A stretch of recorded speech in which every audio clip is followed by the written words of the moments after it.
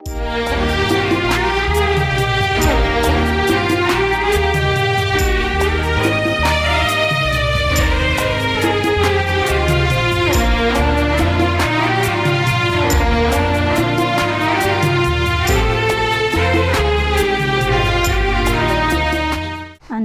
ఉన్నా గాని ఏమీ లేనట్టే, యేసు ఉంటే చాలు నాకన్నీ ఉన్నట్టే.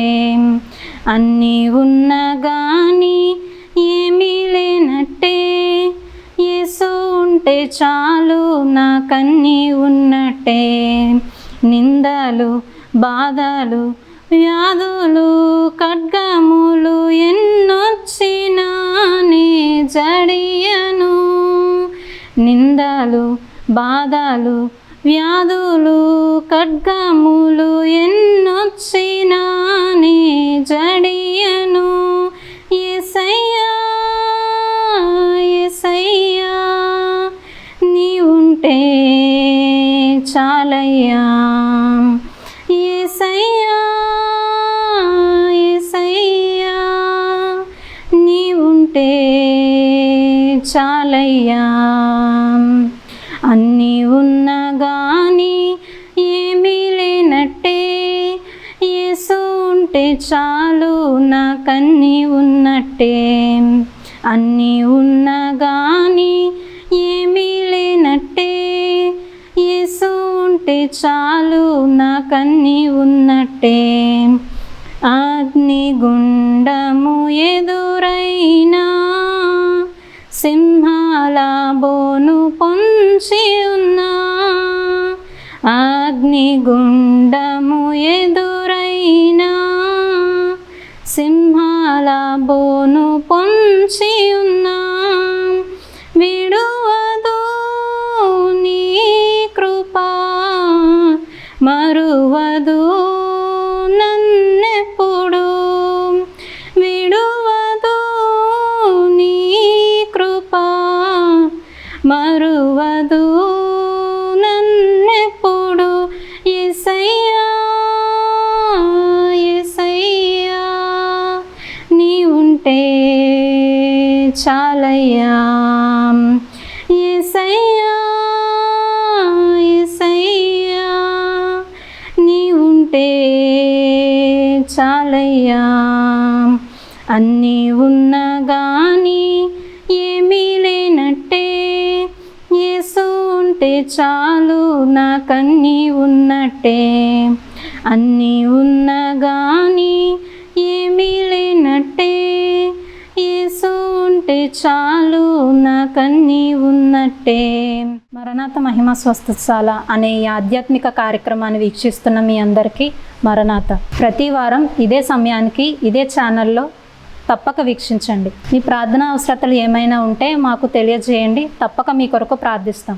ఇప్పుడు దైవజనులు రెవరెండ్ ఈ పీటర్స్ అన్నయ్య గారు దైవ వర్తమానమును అందిస్తారు. అందరూ శ్రద్ధగా వినండి. అందరికీ మరణాత. ప్రభువైన యేసుక్రీస్తు నామంలో ఈ యొక్క ఛానల్ వీక్షిస్తున్న మీ అందరికీ ప్రభువైన యేసుక్రీస్తు నామంలో నా ప్రత్యేక నిండు వందనాలు తెలియచేస్తూ ఉన్నాను. ఈ రక్షణ మార్గం టీవీ ఛానల్లో నిర్వహిస్తున్నటువంటి ప్రియులు మరి సందీప్ గారికి సహోదరికి ప్రత్యేకమైన నిండు వందనాలు తెలియచేస్తూ ఉన్నాను.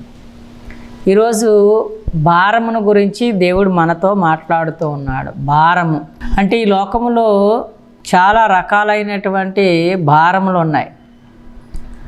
అన్ని భారముల్లోకెల్లా పాప భారం చాలా మరి ఎక్కువ అని చెప్పేసి మనందరికీ తెలుసు. అయితే కీర్తనాకారుడు 68వ దావీదు కీర్తన 19వ వచనంలో ఈ రీతిగా వ్రాయబడుతున్నది. ప్రభు స్తుతినందును గాక, అనుదినము ఆయన మా భారము భరించుచున్నాడు, దేవుడే మాకు రక్షణకర్తయే ఉన్నాడు.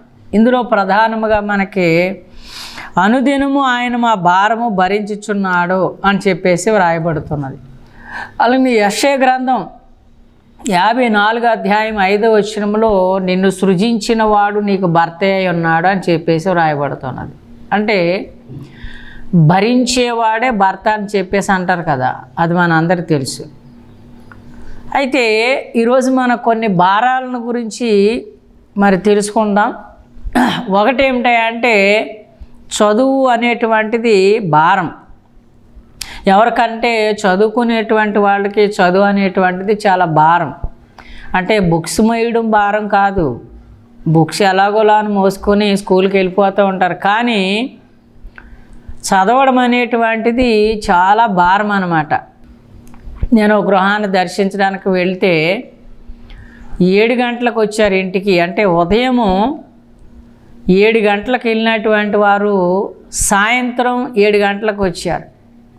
నేను అన్నాను, అమ్మ రోజు ఇలాగే వస్తున్నారా అంటే రోజు ఇలాగనే వస్తున్నారండి అని చెప్పేసి అన్నారు.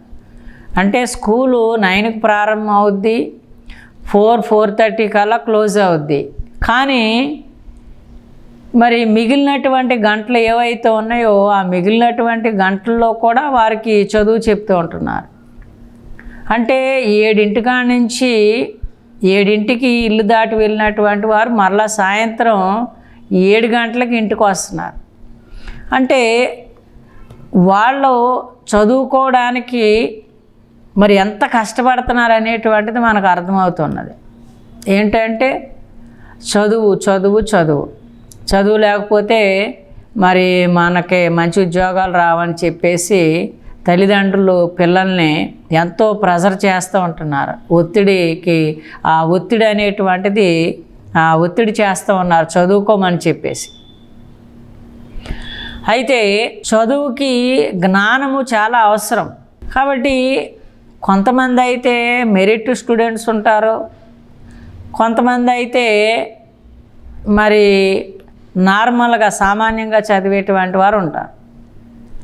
అయితే ఏది ఏమైనా బాగా చదవాలంటే జ్ఞానం అనేటువంటిది అవసరం. దేవుడు ఇక్కడ ఏమంటున్నాడంటే యాకోబు రాసిన పత్రిక 1వ అధ్యాయం 5వ వచనంలో, మీలో ఎవరికైనాను జ్ఞానము కొదువుగా ఉన్న ఎడల నన్ను అడుగుము అని చెప్పేసి అంటున్నాడు. ఎందుకనంటే బాగా చదువుకోవాలంటే జ్ఞానం అవసరం. కాబట్టి దేవుణ్ణి అడిగితే మనకి జ్ఞానం ఇస్తాడు. ఆ జ్ఞానాన్ని బట్టి మనం ఎంత చదువైనా చదవడానికి అవకాశం ఉంటుందన్నమాట. అప్పుడు మనకి ఏమనిపించదో చదువు భారము అని చెప్పేసి అనిపించదు అన్నమాట. కాబట్టి చదువు అనేటువంటిది పిల్లలకు భారమే. కానీ ఆ భారాన్ని తగ్గించుకోవాలంటే దేవుణ్ణి మనం జ్ఞానం అడిగినప్పుడు ఆ జ్ఞానం ఇస్తాడు. జ్ఞానాన్ని బట్టి మనం చక్కగా ఆ చదివి ఆ భారాన్ని తగ్గించుకోవచ్చు అని చెప్పేసి మరి దేవుడు తెలియచేస్తూ ఉన్నాడు. రెండవదిగా చూసినట్లయితే ఉద్యోగ భారము. చదువుకుంటున్నా మంచిదే కానీ చాలామందికి ఉద్యోగాలు రావట్లేదు. ఎంతో కష్టపడి చదువుతున్నాం కానీ చదువుని దానికి సరైనటువంటి ఉద్యోగం రావట్లేదు. ఉద్యోగము పురుష లక్షణం అన్నారు. ఎందుకనంటే ఉద్యోగం చేసి మన కుటుంబాన్ని పోషించుకోవాలి. ఉద్యోగం లేకపోతే ఏదో ఒక పని చేసుకోవచ్చు, కానీ ఏ పని రానటువంటి వాళ్ళు కూడా ఉన్నారు లోకంలో. అయితే చదువుకుంటూ కూడా అనేకమైనటువంటి పనులు నేర్చుకున్నటువంటి వారు కూడా ఉన్నారు. అలాంటి వారికి ఉద్యోగం రాకపోయినా పర్వాలేదు, కానీ ఏ పని రానటువంటి వాళ్ళకి ఉద్యోగం రాకపోతే వాళ్ళకి మాత్రం చాలా కష్టం. అందుకని ఉద్యోగ భారము అంటే ఉద్యోగం అనేటువంటిది మరి వచ్చినప్పటికీ కొంతమంది ఏం చేస్తారంటే ఆ ఉద్యోగ భారాన్ని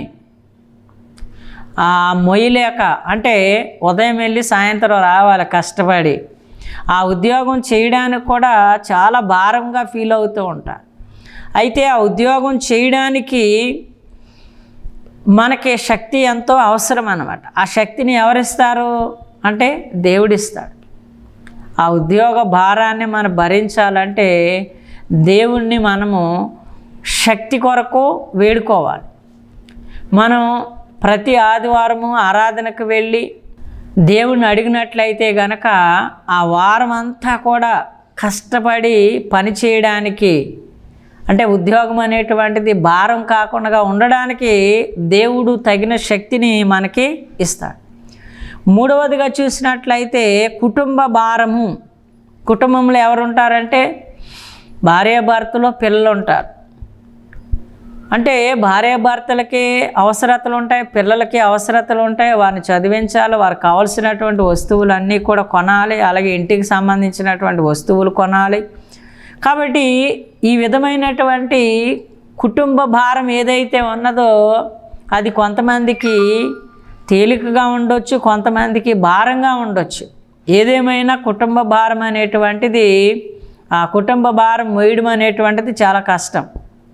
అందుకనే కొంతమంది పెద్దలు మరి అంటూ ఉంటే నేను విన్నాను అనమాట. ఏమిటంటే వివాహము అయిన తర్వాత కొన్ని సంవత్సరాలకి మరి కుటుంబ భారం ఎలా ఉందంటే ఎలా ఉన్నది అని అడిగితే వారు అనేవారంట, నేను ఈ సంసారం కంటే కూడా ఈ సముద్రాన్నైనా ఈతాను కానీ సంసారాన్ని మాత్రం నేను ఈదలేను అని చెప్పేసి అనేవారంట. ఎందుకనంటే కుటుంబము అనేటువంటిది చాలా భారం అన్నమాట.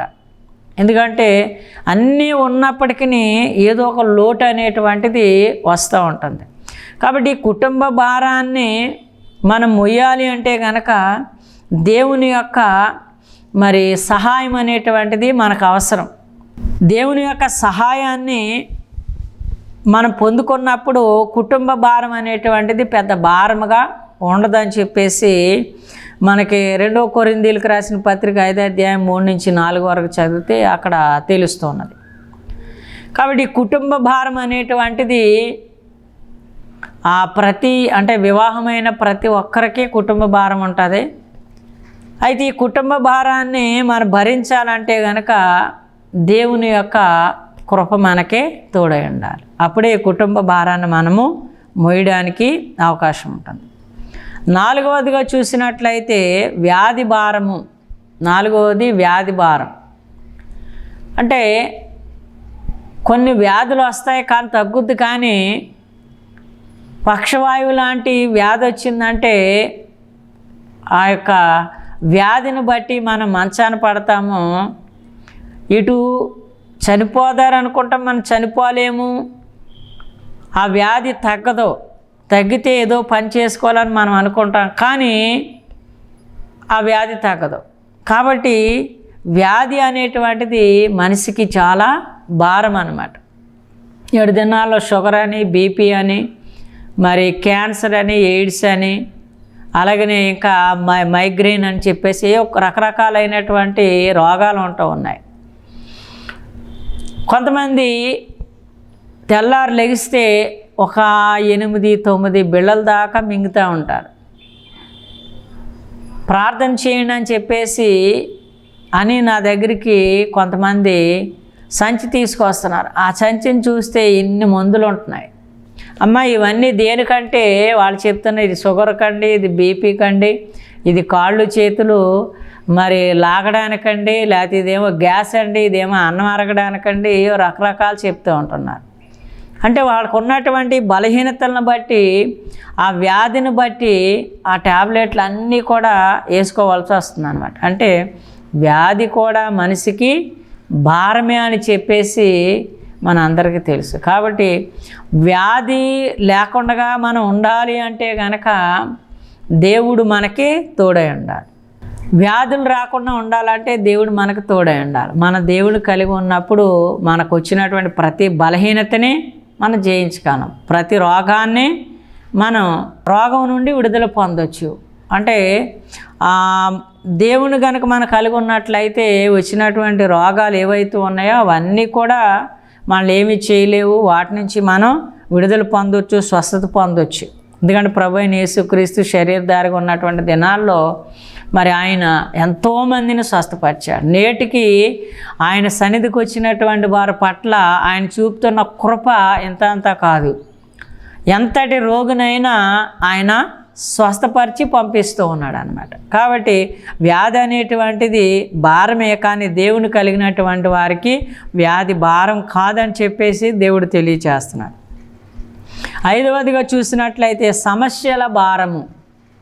ప్రతి ఇంట్లో కూడా ఏదో ఒక సమస్య అనేటువంటిది ఉంటుంది. ఆ సమస్యలను బట్టి నిద్ర సరిగ్గా పట్టకపోవడము, టయానికి భోజనం చేయకపోవడం అనేటువంటివి కొన్ని మనం కలిగి ఉంటూ ఉన్నాం. అయితే ఇక్కడ చూడండి, సమస్యల భారం అనేటువంటిది ఏదైతే ఉందో ఆ సమస్యలు అనేటువంటి వాటిని మనం దేవుని ముందు ఉంచినప్పుడు దేవుడు ఆ సమస్యల నుండి మనకే విడుదల అనేటువంటిది ఇస్తాడనమాట. కాబట్టి అది ఎంత పెద్ద సమస్య అయినప్పటికీ దాన్ని తీర్చగలిగినటువంటి సామర్థ్యము కలిగినటువంటి ఆ దేవుడు, మనం నమ్మినటువంటి దేవుడు. కాబట్టి ఆ సమస్యలు ఏవైతే ఉన్నాయో ఆ సమస్యలను బట్టి మనం కృంగిపోకుండా, సమస్యలను బట్టి మనము నలిగిపోకుండా దేవుని దగ్గరికి వచ్చినట్లయితే కనుక ఆ సమస్యల నుండి దేవుడు మనలను విడిపించి సమాధానముగా జీవించడానికే దేవుడు కృప చూపుతాడు అన్నమాట. కాబట్టి సమస్యల భారం అనేటువంటిది భారం కాదని దేవుడు తెలియచేస్తూ ఉన్నాడు. 6వదిగా చూసినట్లయితే పనుల భారము. ఉదయం లేచింది మొదలుకొని సాయంత్రం వరకు కూడా పని పని పని పని అని చెప్పేసి పనిపాట్లలో మనం మునిగిపోతూ ఉంటాం. కొంతమందికి ఆ పనుల భారాన్ని బట్టి ఆరోగ్యం కూడా క్షీణిస్తూ ఉన్నది. ఎందుకనంటే ప్రయాణాలు చేయవలసి వస్తుంది, టయానికి భోజనం లేక నిద్ర లేక కూడా మరి కొంతమంది ఏం చేస్తున్నారు, ఆ యొక్క పనుల భారాన్ని బట్టి క్షీణిస్తూ ఉన్నారన్నమాట. కాబట్టి ప్రభునందు ప్రేమైనటువంటి వాళ్ళారా, సామెతల గ్రంథం 16:3 ఏం రాయబడుతుందంటే, నీ పనుల భారము ఆయన మీద మోపుము అని చెప్పేసి అన్నది. ఎందుకంటే ఆ భారాన్ని దేవుని మీద వేసినప్పుడు ఆ యొక్క భారము నుండి మనలను విడిపించి చక్కగా తేలికపరిచేవాడే, తేలిక చేసేవాడే మరి మనం నమ్మినటువంటి దేవుడు ప్రభు అయిన యేసయ్య. 7వదిగా చూసినట్లయితే పాప భారము.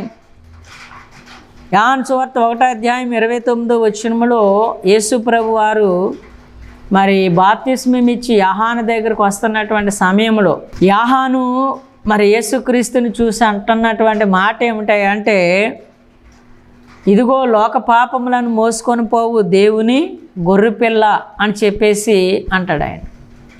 అంటే మన అందరి పాపాలని ఆయన భరించడానికి వచ్చినటువంటి దేవుడు అని చెప్పేసి మనం అందరం కూడా తెలుసుకోవాలి. అన్ని భారాల కంటే, అంటే చదువు భారం కంటే, ఉద్యోగ భారం కంటే, కుటుంబ భారం కంటే, వ్యాధి భారం కంటే, సమస్యల భారం కంటే, పనుల భారం కంటే పాప భారం అనేటువంటిది చాలా గొప్పదే.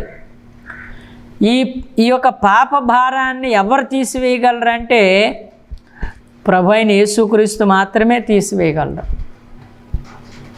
అందుకని మత్తయి సువార్త 11:28 ఏమంటున్నాడు, ప్రయాసపడి భారం మోయించిన సమస్త జనులారా నా యొద్దకు రండి, నేను మీకు విశ్రాంతిని కలగజేస్తాను అంటున్నాడు. అది ఏ భారం అయినప్పటికీ దేవునికి అసాధ్యమైంది కాదు. కాబట్టి ఏ భారముతో ఉన్నా మనం యేసుని వద్దకు వచ్చినప్పుడు మన భారాన్ని తీసివేసి మనకే సమాధానము ఇవ్వగలడని చెప్పేసి దేవుని యొక్క వాక్యము తెలియచేస్తూ ఉన్నది. కాబట్టి ఈ యొక్క వర్తమానం వింటున్నటువంటి మీకు ఏ భారం అయితే ఉందో, అంటే చదువుకునే పిల్లలకి చదువుల భారము, ఉద్యోగం చేసేవారికేమో ఉద్యోగ భారము, లేకపోతే కుటుంబము కలిగినటువంటి వారికి కుటుంబ భారం ఉండొచ్చు, లేకపోతే కొంతమందికి మరి వచ్చినటువంటి వ్యాధులను బట్టి వ్యాధి కూడా భారముగా ఉండొచ్చు, కొంతమంది భార్యాభర్తల మధ్యన వచ్చిన వివాదములను బట్టో, లేకపోతే పిల్లలను బట్టి వచ్చినటువంటి సమస్యలను బట్టో మరి ఆ కుటుంబంలో సమాధానం లేకుండా జీవిస్తూ ఉంటారు.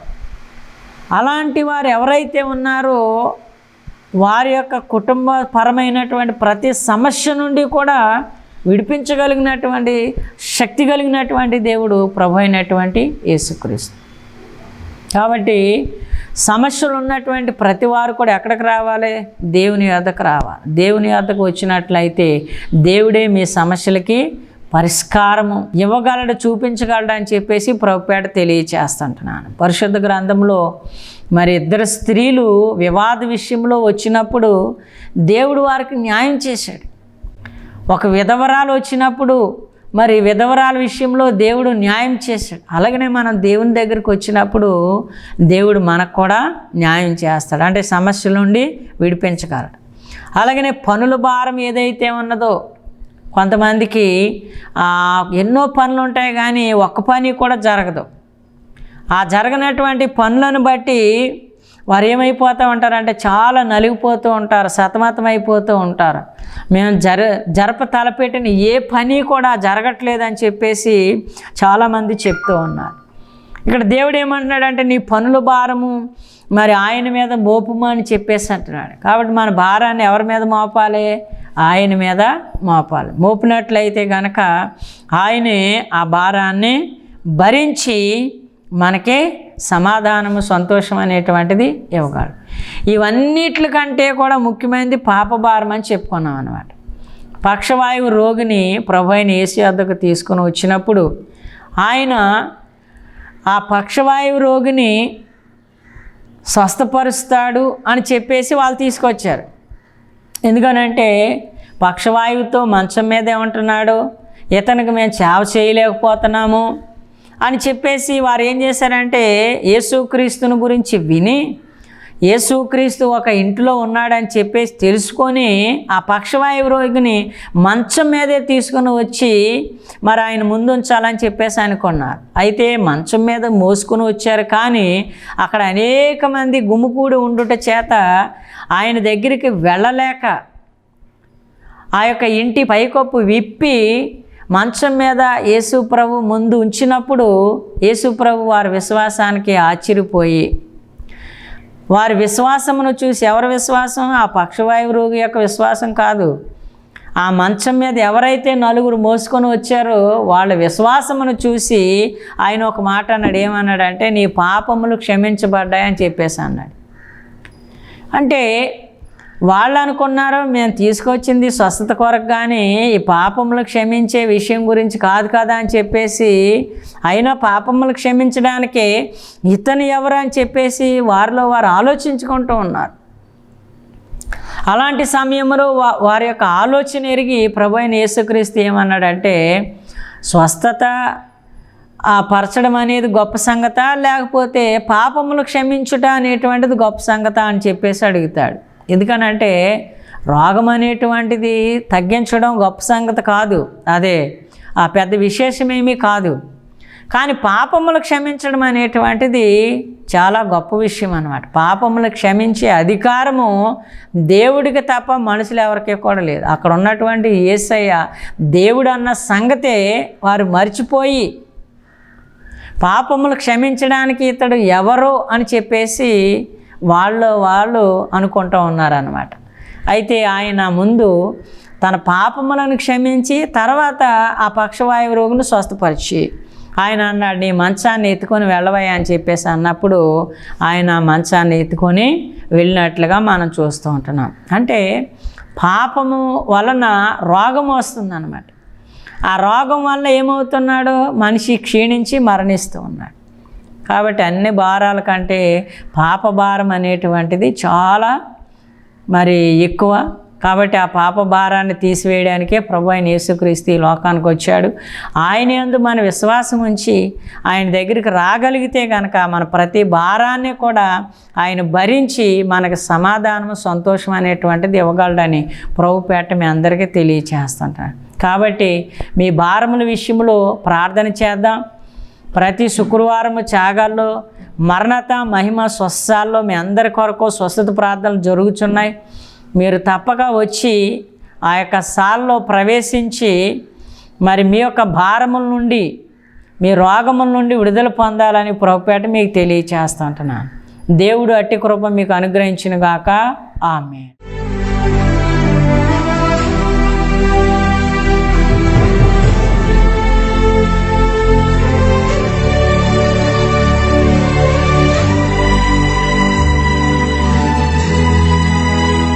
మా మిక్కిలిగా ప్రేమిస్తున్న మా ప్రియ పరలోకపు తండ్రి, మీకు వందరములు స్తుతులు స్తోత్రాలు.